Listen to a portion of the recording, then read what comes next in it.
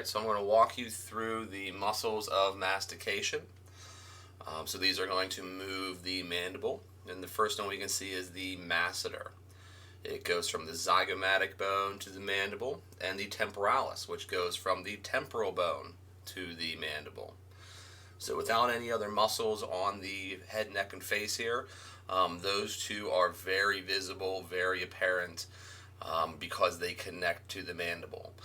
The masseter being on the body of the mandible, and removing that, we see that the temporal bone is actually connected to the coracoid process of the mandible. So both of those are responsible for closing the jaw or elevating the jaw. So again, we have the temporal and the masseter. The masseter is on the mandible, and the temporalis is on the temporal bone. They're both responsible for closing the jaw.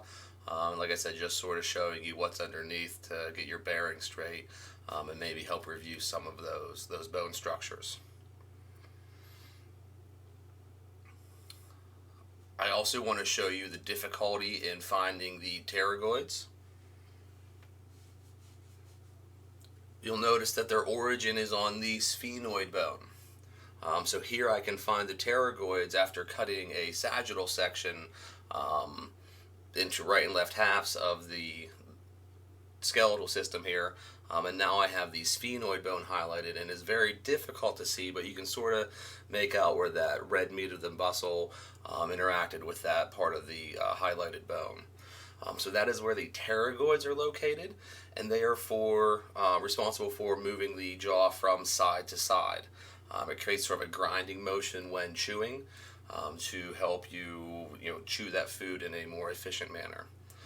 So again, those are very hard to see unless you cut the body on a sagittal section.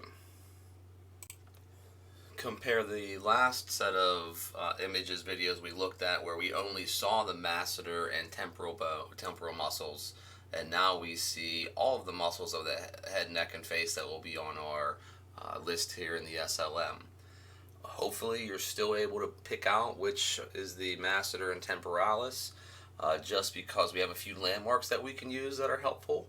The mandible, the zygomatic arch, and even the temporal bone.